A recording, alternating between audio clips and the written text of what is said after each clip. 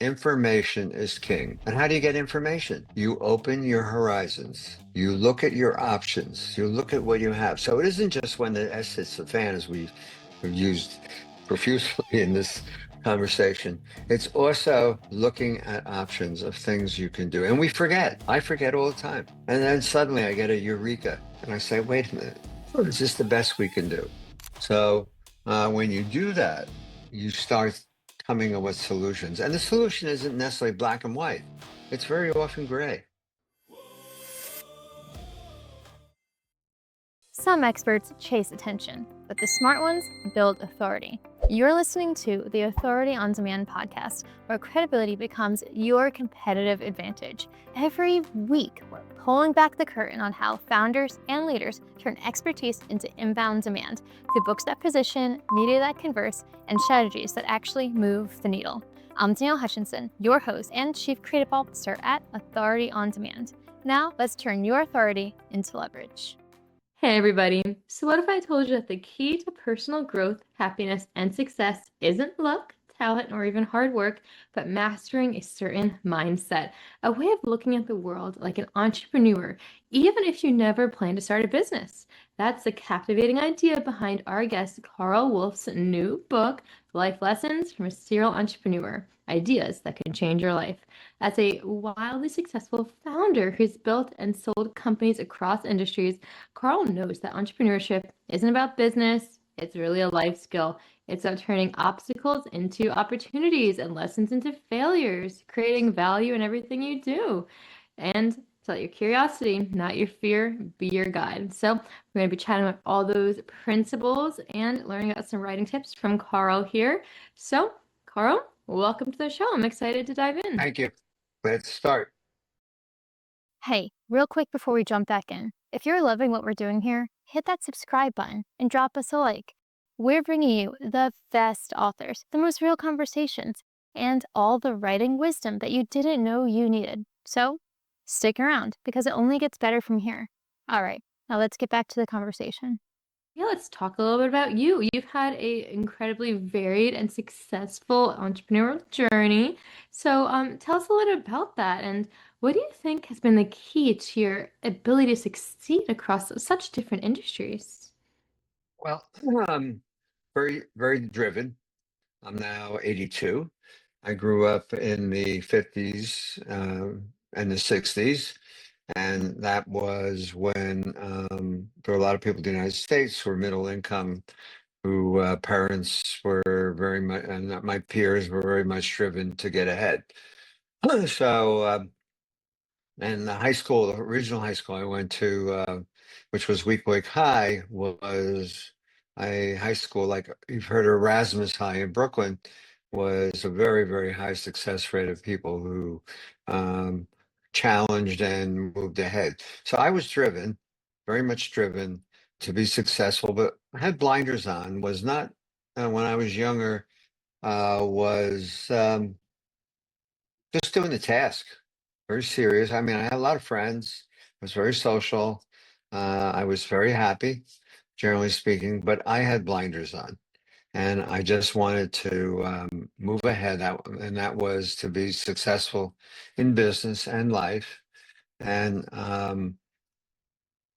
someone just wrote me a note who I knew, who his father's mentioned in the book, and he said, I loved your book. I love the successes, but most of all, I love the failures. So Mm. there were plenty of failures and plenty of hard times and a lot of grit. And, preparing for this podcast, I looked over the life lessons again at the back. They're really interesting. They're, in a way, so I haven't looked at them in a few days, better than I thought originally. Very proud of them. They're very reasonable and resourceful. So when I was young, I was just really very determined to get ahead. I was a great student, worked very hard, had lots of scholarships, put myself through college with income, worked summer jobs and part-time jobs, married young. My wife was my partner, as you saw, if you read the book or will read the book, was very, very helpful, kind of the rock. I was more the person who took more risk and was a little more off the wall. She was more steady and practical, and we were a great team. But so I really don't spend a tremendous amount of time in my early years. I spent it for some of the lessons. One of them in college was, whereas I was a top student, a Henry Rutgers Scholar, a Woodrow Wilson Scholar, Phi Beta Kappa, etc., had scholarships, and and often other students would try to cheat off of me, and I didn't cover my paper, but I figured that was their thing. But I didn't willingly. I didn't discourage them, but I didn't encourage them. But I had a surprise quiz out of nowhere in art appreciation class, and I was totally caught, dumbfounded, never expected it. And when the teacher announced the quiz in the middle of the week, it was for the class session, I flipped open the book and started looking at the pages he was referring to. And anyway, the teacher said, "I want to see you after class." And he said, "I'm not going to give you a failure. I'll just give you nothing, but you cheated." And it totally flabbergasted me, Yeah. because here I was, this very successful, semi-martyr, upstanding person. And when the shit hits the fan, or excuse me, when the difficulty is on, is what we might do. And it really hit me. And I really thought about it later in life as I've gone through life, and I've tried to uphold the standards. And later in the book at the University of Pittsburgh, we had a test from a professor who, in advanced calculus, the test had nothing to do with anything we read. It was totally foreign to everybody in there. We were sweating bullets. There was no way we could relate to it. And the teacher was walking around the room breaking pencils, and we were sweating it. And there was no way we could figure it out. And everyone said, "Oh, we're failing it," And I took my lumps, and it turned out I got a B plus. I think I did a 43 out of 100. And he was teaching us a lesson, a very good lesson, that you're going to have adverse times, etc. And, you got to live through it and deal with it. And through the book, I think the book shows that you have to have the tenacity to, not just in business, but in life. Of There'll be hard times, very hard times. Recently, I've had some major back issues, and I had psoriatic arthritis, which I mentioned in the business part, which was totally debilitating. And I was taking 80 milligrams of prednisone, which was making Donald Trump seem like a baby compared to me. I was just off the wall. I was obnoxious, horrible, up all night writing memos, and extraordinarily difficult. And these things happen. And as you hear stories, my granddaughter is in social work. They wanted her to relate to her family, all the various people and their issues, personal issues, because eventually she'll be a psychologist. And as we went through it, it just was amazing, absolutely amazing, the issues people have, from alcoholism to depression to not able to function in the world every day, and need a crutch, and not taking responsibility. So through the whole litany of all the family and people we knew, I just said, "I don't believe it." I never really looked at how many issues. And then we had a discussion came up on autism. And my wife said, "Why do you think there's so much more autism?" And she said, "There really wasn't, because back then it was people who didn't function well." And then we started going through it. Cousins who never could really hold a job, or never had a relationship, and so forth. And I think if everybody goes through their background and their family, they're going to see that life has a lot of scars. It's not a one-way street. But I think the beauty of the book and my life, which has been very rewarding, is you get up, you go, you learn, you do, um, you bring others into the process. And when the S hits the fan again, which unfortunately um, was more explicit in our early discussions, you can start looking at options. And one of the lessons is attack it early. When you hit problems, deal with it. Don't hide it. One of the business failures, I think, in marriages, in relationships, in happiness, is you don't deal with the problem. You let it foster. You don't look at your options. You don't look at ways to handle it.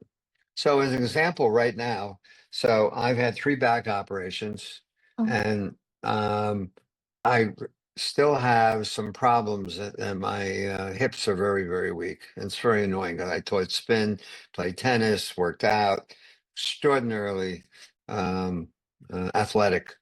Um, and so now I work out, I do training and I'm functioning, but still I'm not anywhere where I want to be. And I just started, you forget. So I said, wait a minute. I don't want to have a regular PT person. I want someone who can really make a change. So now suddenly I looked at an option and I spent actually today interviewing 5 or 6 PT and looking at their ratings and what they're doing and so forth. So that's an example of what I talk about in the book on a business problem, but really has to do with a life problem. So I think anybody, whether they're an entrepreneur or not, or young or looking at options, et cetera, can learn a great deal. So in my introduction, I mentioned an old college friend who was at my house, and we were in the pool. I have a pool in the summer. We have it in Long Beach Island, so you know where that is, in New Jersey. And we were in the pool, and he's kind of a razzle dazzle, strange guy. And he said, "Carl, you should write a book." And I said, "What about my business successes?" Because we've had 2 NASDAQ public companies, and I've been involved with major businesses and so forth. So I would say it's been financially and prestige wise and intellectually very positive. But he said, no. What you want to write about is what you've taught people and what you've learned. You have so much to give. And he started me thinking, and that was a year ago in 2024. So in May of 2025, um, I started thinking about writing the book. And I said, should I, shouldn't I? And what's interesting is as I've networked, as the book is now coming out, there's 5 or 6 people said, I think I'm going to write a book. I was writing a book, I got stuck, and then so forth. But I went about it and I said, I'm never going to write the book myself. So I looked at ghostwriters and interviewed many and found a simpatico person to help me write the book. And her background was in memoirs and in business. And we've had a great relationship. And she is, just following up to see how I'm doing and the support and so forth. So it's a friend as well. So the point is, though, information. Information is king. The people Absolutely. who have information. And how do you get information? You open your horizons. You look at your options. You look at what you have. So it isn't just when the S hits the fan, as we've used profusely in this conversation. It's also looking at options of things you can do. And we forget. I forget all the time. And then suddenly I get a eureka. And I say, wait a minute. Is this the best we can do? So when you do that, you start coming up with solutions. And the solution isn't necessarily black and white. It's very often gray. Or the solution may be, I better get the hell out of this. This is a disaster. This is not for me. I have to leave. I have to get myself out of this. Or I have to change the relationship, etc. So Right. when you start exploring what your options are and start thinking about it. Now, what may help you a lot is a group of support who will give you more options. So one of the most proud parts of the book, and also in my career, is we did a thing that we pulled everything apart and looked at it. This was more business as to efficiency, cost, quality, communication. And we had groups of people in there. And the groups of people weren't just the head executives. We had one secretary who was, she definitely was not an intellect, to say the least. And she said to me, Carl, you're spending a fortune on, she would get the sample request. And at that time at Alpine Lace, we had typically, I think, 6 sample requests a day or 30 a week. Okay. And it cost several $100s for each to ship it out. We shipped it from Chicago. We put it in a styrofoam box and it go overnight, the dry ice, the cost. And so she said, you're spending all these monies on samples and then they'll order the sample again because it was too early or didn't get there and so forth. So we started looking at it and we came up with a solution. With her, I never would have thought of it. And we saved a lot of money. But more than that, we improved the quality of the samples because we were shipping them out. The sales agent would order the sample 6 weeks early to make sure they had it. They then would put it, this is cheese, they would put it in the refrigerator in their office. You know what happens when cheese sits on those metal shelves and you open the door each time? It gets all the little marks on it and the temperature goes up and down all day long and so forth. Or they got lost or someone ate it, etc. So they had to order it again. And they were ordering extra samples. So not only was it costing us a lot of money, the quality was fair. So, and we figured out that it cost as much money to ship it as the cost of the samples. So we changed the whole thing. And I had to wind up approving every sample, which was 6 a day. So if they would order 6, I would say 3. If they would order 12, I would say 6. And then instead of shipping it out, we had them go to a local distributor and pick out the highest quality samples that were fresh, that look good. Because if it's in the refrigerator and now it's the time to make the presentation and they have something that doesn't look so good, where they're going to get the new sample. So, I'm not sure. so if they go to the warehouse and they look at it and they pick through the best things, so we had better quality, lower cost, more efficient, we had better control. And this came from the secretary who was, not a business major, she just made a very practical, smart decision. So, so what came through on there wasn't just money. And then we gave incentives as teams. So we had a team where we wanted to lower our number of days money the customers paid us. So we put a whole team together at that time, which was in the 90s. Everybody in the team got $20 a month bonus, or I'm sorry, $20 a week bonus, $100 a month, if we could move the days up. So everybody worked as a team. They got $1,200 a year extra, which on an average salary at that time was around $25,000. So it was a nice little perk. Everybody felt good about it. We put it up on a bulletin board where everyone could see what we're doing and so forth. So one of the other things I learned, major things, was people are lonely, very lonely. And if you include them in the process and the problem becomes part of your problem, etc., it will be much more successful. They will help you.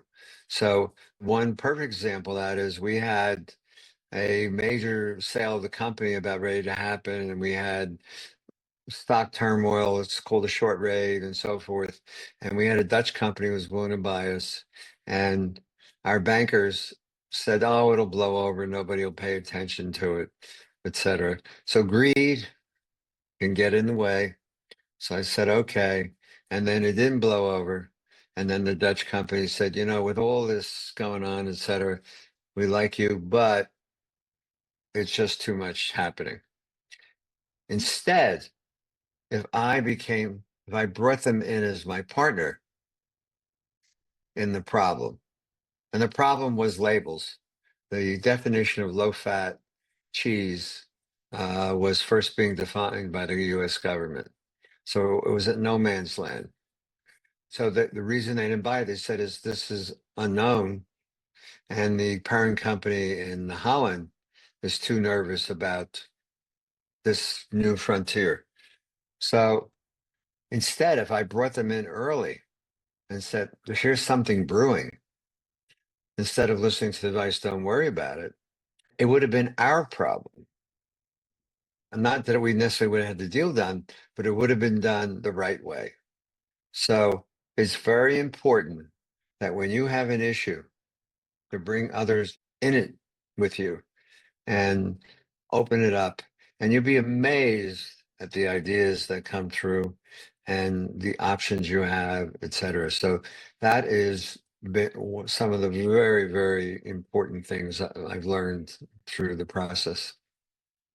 Well, I really appreciate you walking us through that entire journey. I think that, from your experiences, just growing up and learning about the way to embrace failures and always, just pushing forward with your dreams, just that in itself is inspiration. And I really appreciate you sharing those stories too and the metaphors. I think this is just a great taste for what we can experience in the book itself. I really appreciate this overview. So, I, yeah. If people are interested in picking up the book and learning a little bit more, I'm curious to know, what is one key theme, one lesson overarching that you think people should be taking away from One lesson. I it? looked at, I I looked just at see all the multiple lessons, but I I guess looked at all the lessons. I would say one of the lessons is, but it isn't just, it's for relationships. It's slow to hire, fast to fire. Okay. So if you're in a relationship or in a job or have a business or doing something you don't like, or you have an investment, etc., go slow, learn it, figure out, and then once you made a decision and it's not right, move, get rid of it. Right. So a lot of people don't. Another lesson is you've got to record information. So whatever it is, write it down, have a rule book of metrics, whatever it is, whatever the metric is, of what you think is important. And you want it to have immediate results. So it's week in and week out. So in business, the metric was key operating numbers, et cetera. But the metric can be anything in life. And a lot of people don't keep the metrics, they don't organize, and their life is, they keep wondering why they're on a treadmill. And another thing is, if you're going to go somewhere, research the opportunity. So you ever find it amazing? A beauty salon opens, a year ago and it's doing very well. And another beauty salon opens 4 doors down. You go, what?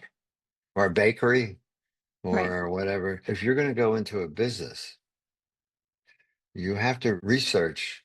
You want to be going the right way in the stream.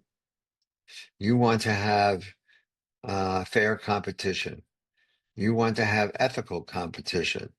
You want to know that the margins are available and that you also have the opportunity to grow very significantly. Now, if you don't have that skill in business, find someone to help you.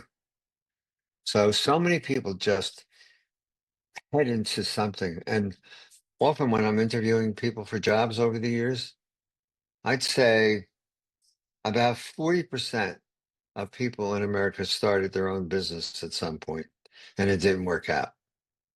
And you interview them and you don't carry on about it. But some of them just didn't think about it. They loved the idea.